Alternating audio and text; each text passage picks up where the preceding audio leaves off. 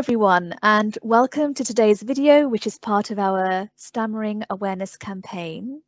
We're really pleased to have with us today Meena Mystery Brown, who is also a speech and language therapist and has a stammer. My name is Azra Hassan Ali. Meena and I used to work together, both as speech and language therapists in Ealing, and Meena's really really nicely agreed to give up her time to talk to us about her experiences as somebody who stammers. So welcome, Meena. Hi everyone. Nice to see you today as well, Ezra. So Meena, I have a couple of questions for you. Can you first of all start by just telling us a little bit about yourself and your journey as somebody who stammers?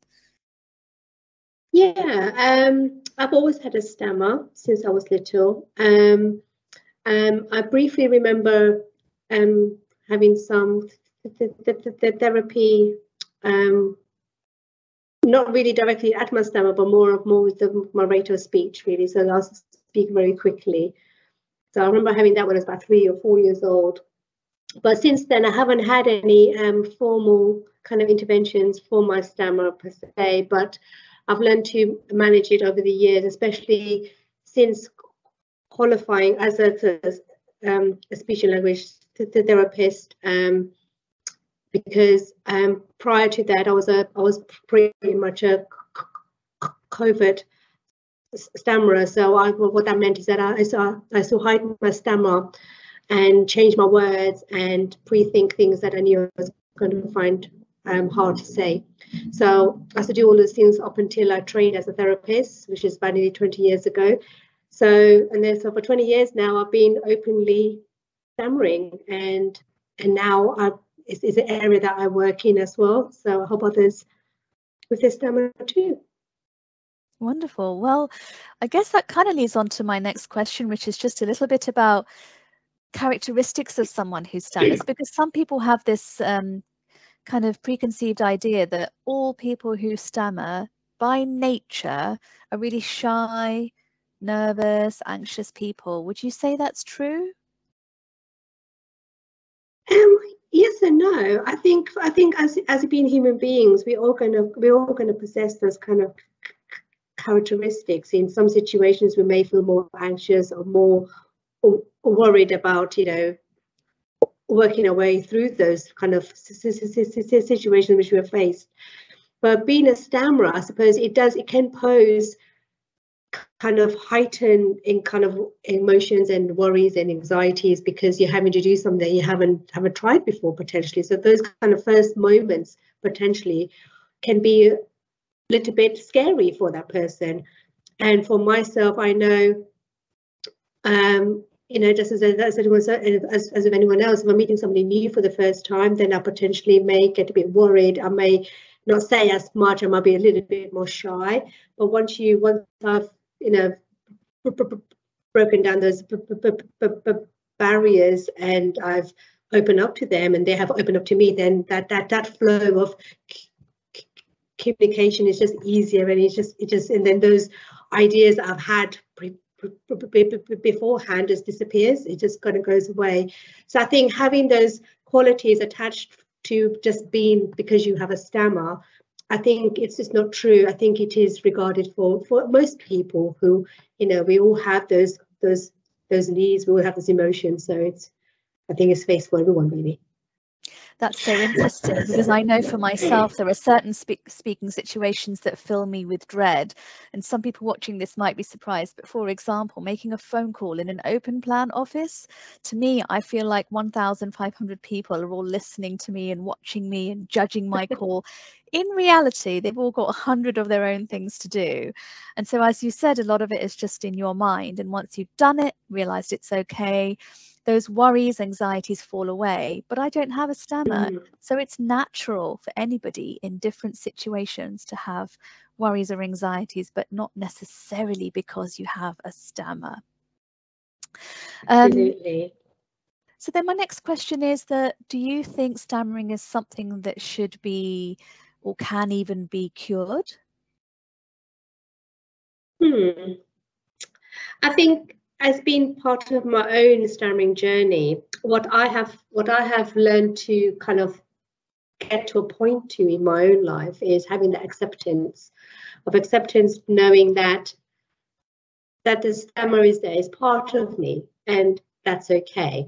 And I think for individuals out there who do have a stammer and they're on their own journey, it could look very different for them. But I think it's something to really think about, of if it does persist, in some cases it does into adulthood, is kind of having to think about how you as a person going to work our way through that, and how's the best way we're going to kind of face those situations where it's going to be a little bit trickier. How can we prepare for those kind of things? So I think it's very empowering to know for yourself as an individual to kind of be comfortable with it eventually, and to feel that anything that we come across in life, whether you have a stammer or not, is something that we have to go through and face. So I don't think like having a cure is the answer. I think having acceptance is key. And then in turn, it empowers you as an individual to grow in confidence and grow yourself in self-esteem, to kind of, find the skills that you thought that you lacked. Actually, they were always there. You just got to find them and find the right way to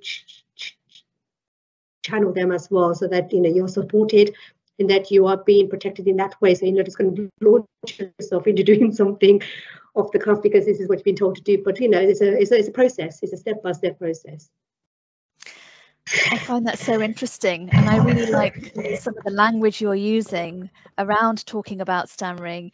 You said something about working our way through it and through challenges. We're not talking about this being something to overcome or to treat, or a condition or disability or something like that. It's potentially a challenge for some people, not necessarily all, in some situations, but that we have to just work through, rather than feeling like it's a burden that needs to be lifted or anything like that. It's really important. I guess my final question then is just that for those viewing this video, if any of them ever meet somebody who has a stammer, what would be some of the ways that they can show them support? Just giving that person time, giving them eye contact, and acknowledgement that they are listening to you. I think that's really important. So that person has your full attention.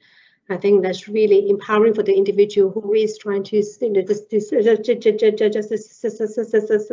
bits, so that interrupt it. And I think just having those few kind of aspects during that interaction that you're having with that person is really important to remember.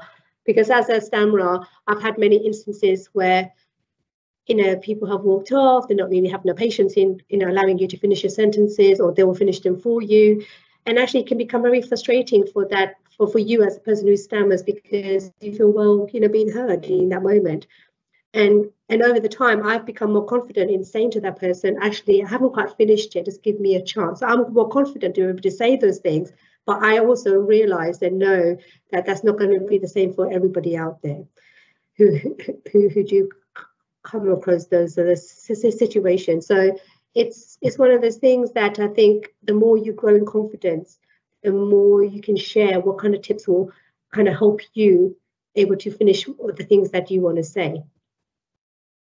Wow, fantastic. Those are really real and helpful comments that you're sharing also from your own personal experience, which comes from a place of real, genuine understanding. Thank you so much, Meena. I am so grateful for your time today. It's just reminded me of everything that I value about you as a speech and language therapist, and just a wonderful human being. So thank you so much for sharing everything you have. To our viewers watching this video, yeah, you're welcome. To viewers watching the video, please check out stammer.org for more information and vlogs from different people who stammer. The Ealing Speech and Language Therapy team also have videos on our YouTube channel and Facebook page, so check them out too. And get in touch if you have any other questions that you'd like us to answer. Thanks again, Mina.